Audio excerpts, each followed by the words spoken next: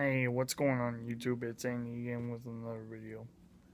Um, I'm going to talk to you guys about now what are my thoughts about night transportation and where I'm at and where I'm going from here. Obviously, you guys are aware of that things did not work out with me and rail transport. Um, so now I'm over at night transportation. So far it's going okay. I do still have my doubts though, but none I can do just yet.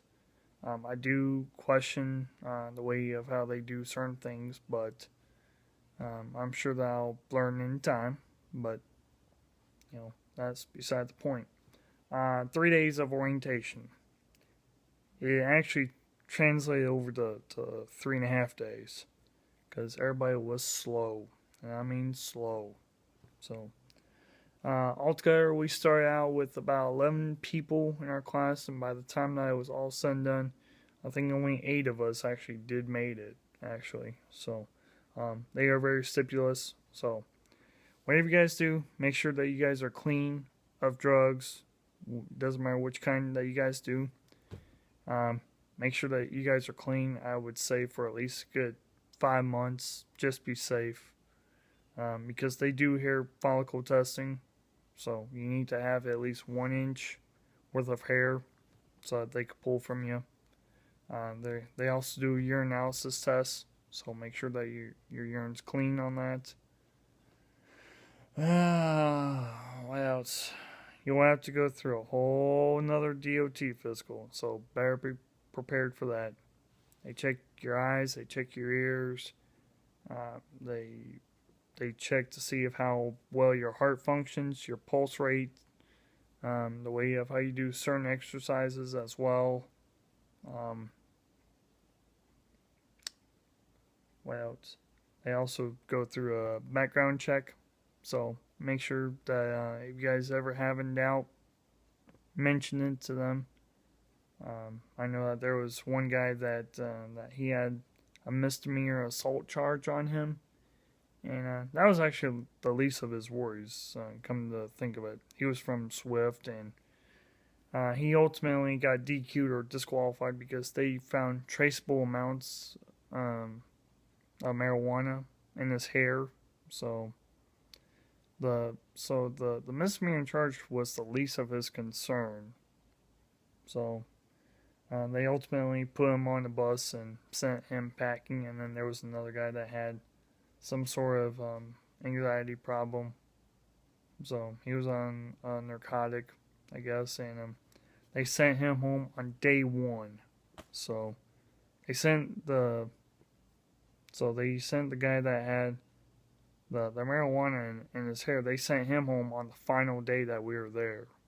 Like they literally pulled him out of class and sent him back to the hotel and took him to the bus, and he was on the bus heading back home to Chicago.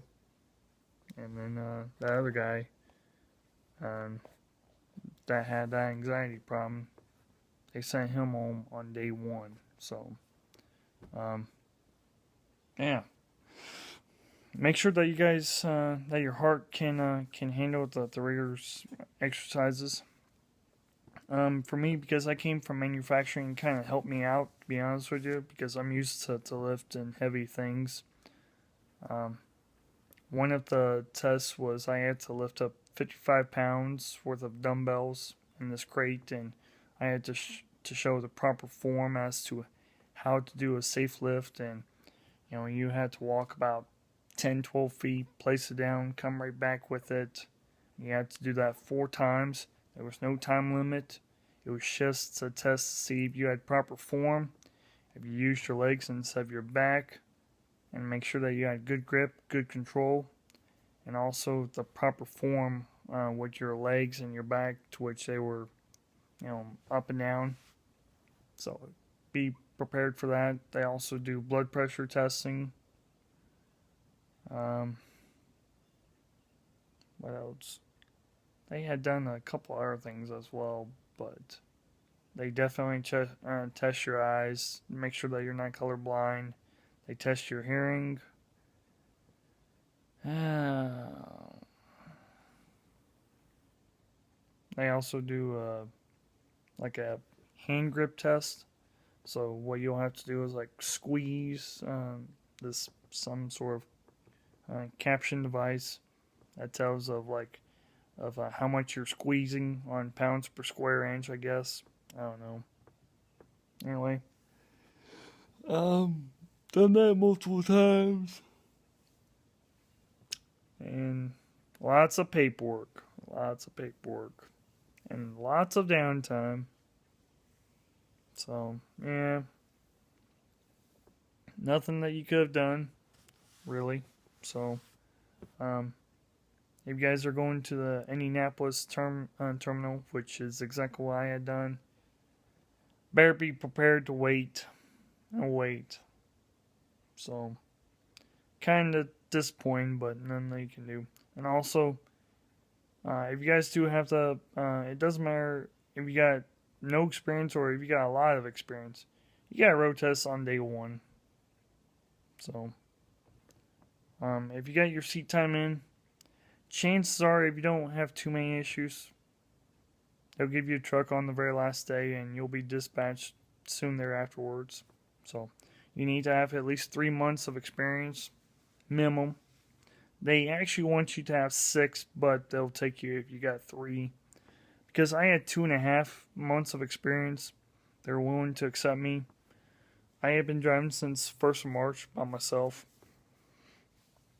So you figure about 2 months at least. Yeah, so they'll accept me. I had, the only thing that I had was one speeding ticket from last summer, and they still accepted me. They had questions from my last employer, but I was being honest with them, so, as long as I was upfront and they didn't have too many issues, they accepted me with no problem. What do I think thus far? I'm still trying to get to know of how this company actually runs, but do I feel like that I can make the place a little better? Yes, I do. I do have ideas, but I don't run the company, so I have to keep my mouth shut. So, night transportation, 90% of their fleet has automatics by the end of next year. Not this year, but 2017. Everybody in their entire brother's fleet is going to be to automatics, which I am not looking forward to. I like a stick shift, personally. Just me. I prefer a 10-speed. Gosh. 10-speed Freightliner Cascadia?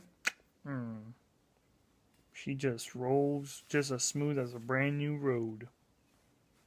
So, they run Volvos and Air Nationals.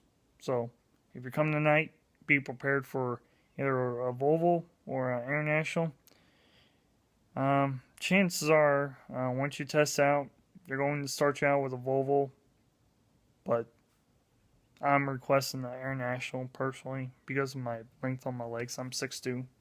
So, that's the information that I can tell you. And also, a lot of people is going to be asking me, what is their pay? They pay $100 for orientation. If you're out there on the Squire program for 4 weeks, which I will be because I've got limited experience, that's $400 a week. And I'm going to drive in. So, yeah. If you got any questions about night, send me an email at anime9370@yahoo.com. Let me know what your questions are, or if you got a question about rail, shoot me an email there. Don't forget to send those Q&A questions for my Q&A video, because I haven't done one in a while, for next weekend. So I should be home next Saturday to do that. What else? If you guys want my recruiter's contact info, send me a personal email regarding about that. Just don't forget to use my name as a reference, please. That would be all more appreciated. Or I could have my recruiter give you a call, and they could discuss what your options are and what how you can get on board with Knight. So yeah. Anyway, you guys take care and stay safe, and I look forward to hearing from you guys. Take care. Peace.